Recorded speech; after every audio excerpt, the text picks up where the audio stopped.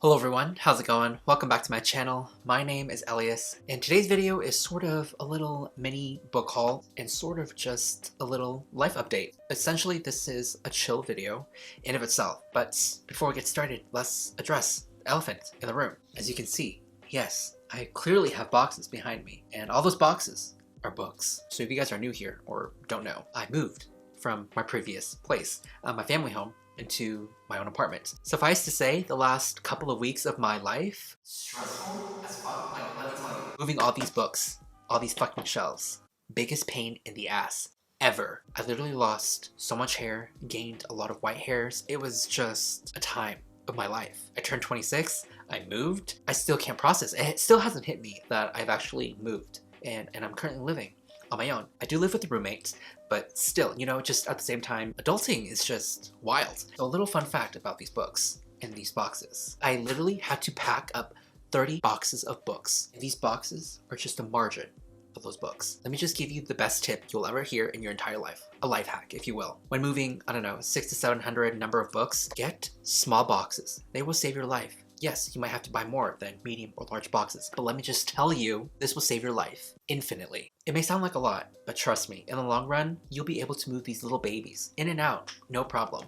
Sure, they were a little heavy and I about broke my back about 30 times, but hey, it was all worth it in the end, as you can see. So don't focus on the boxes, focus on me and these beautiful shelves. So I did a moving vlog. With all the process. But honestly, I don't know if I should post it because it's such a mess, a chaotic mess of just different clips, just me barely striving to hold it in and surviving that particular moving weekend. I don't know, let me know down in the comments below if you guys are interested in seeing something like that. But before we get any further into the video, I'd like to thank today's video sponsor, Redbubble. I'm excited to work with Redbubble again. I've worked with them countless times on my channel. So I am working with Redbubble on their Valentine's Day campaign. If you guys don't know what Redbubble is, they're essentially an online company where they specialize in graphics and art, illustrations that you can pretty much get on anything. You can get them on blankets, pillows, mugs, stickers, posters, t-shirts, clothes, a plethora of things. Like I mentioned previously, I am working with them on their Valentine's Day campaign. The gift of sharing, the gift of giving, of love and acceptance. So unfortunately for me, I can't relate since I'm still single, but I'm still embracing the fact that I am single and imbuing this aspect of self-growth, of self-love, of having the ability of being able to move by myself into this new apartment of, growth and new experiences. If you guys are interested, I do have a link down in the description box below where you guys can get your first Redbubble order for 15% off. With that being said, I just have some B-roll clips I want to show you guys of the things that I got. So for the items, I picked a bunch of t-shirts, a lot of graphical tees that I thought would suit sort of my aesthetic. Back in like the early 2000s and late 90s, a lot of the old retro vintage look is coming back. Aside from some graphical tees that I got a bunch of prints. What better way than moving to an apartment than decorating with a bunch of prints? So I haven't fully realized or decided upon what or where I'll put these prints, but that's to be decided because it's a work in progress. Can't decorate everything in one go. Some other cool things that I got were these really nice cards that I'll be able to personalize some messages and handwrite specialized notes to family or friends. So I got these 3 tote bags and I really like the art style that they had on them. My favorite though is the one that says the future is bright because 2021 manifesting.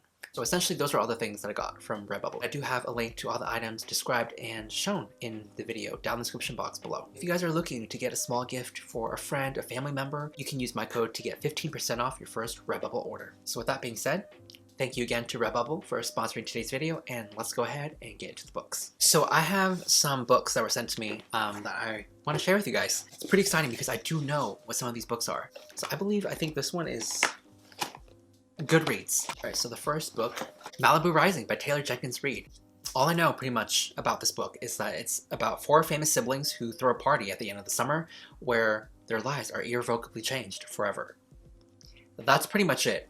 But you know what, knowing how much I loved and enjoyed The 7 Husbands of Evelyn Hugo, chef's kiss by the way, I'm pretty excited and keen to see where this one goes because I feel like for a lot of her books, Reid writes a lot of characters who are really famous. She writes them in a way where they seem really real and grounded. There's just so many layers and complexity to these characters. So pretty excited to see where this one goes. This one comes out, I believe, in May 25th to be exact. So thank you to Goodreads for sending this my way. So this box of books was sent to me by Penguin Random House. Okay. So this was sent to me actually through Matthew Sharappa, who also has a booktube channel. I'll link it down in the description box below. He's great. You guys should check him out. The imprint Knopf. They sent me a list of books to see if I was interested in some of them. And heck yeah, I am. Right, so the first one is Crying in H Mart by Michelle Zauner. This is a memoir, I believe. And I typically don't reach out to a lot of nonfiction in general. But you know what? I am making it my mission, my goal in 2021 to sort of branch out more into sort of the nonfiction aspect of books. So this one is a memoir about family, food, grief, and love, a timeless story about mothers, daughters, identity, and culture. I also heard that this book sort of revolves around the aspect of getting back into one's identity, of one's culture. I'm pretty excited because I heard that this has a lot of humor and heart, and I feel like this book could sort of be a small, soft, slow start to branching out into nonfiction. So this one comes out in April. Alright, so the next one is actually on one of my most anticipated reads of 2021, and this one is Clara in the Sun by Kazuo Ishiguro. Hopefully I'm pronouncing that right. So this one takes a sci-fi dystopian approach to the overall overwhelming question of what it means to be human, or humanity in general, and how we shape the world and how we see ourselves, and how love can form different, deeper connections and individuality. From what I remember, this one follows an artificial robot who strives to find that meaning, that connection that humans have, and sort of forming her own consciousness and her own explanation to these deeper questions and meanings. Pretty excited to have this. This one comes out, I believe, in March, so pretty soon. Alright, so this next one sounds completely wild and bonkers, and it's The Memory Theater by Karen DeBeck. So I essentially didn't even know that this book existed prior. This follows two people who live in this sort of parallel world to ours in this gifted realm.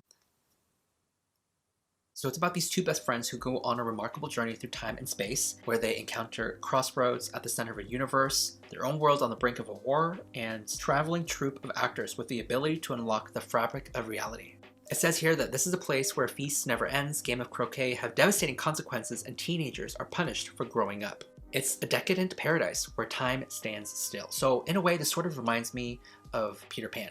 Neverland, essentially. So like I said, this sounds completely bonkers, and I'm really curious to see where this goes. So this one actually comes out this month in February. I don't know the exact date, but I'm pretty excited because this one sort of has the elements that I love to read in books, which is sort of like a speculative, whimsical fantasy elements. So thank you again to Matthew and Knopf for sending these books my way. All right, so this next package, I am extremely excited because I know what this book is. You guys, this is too pretty to open.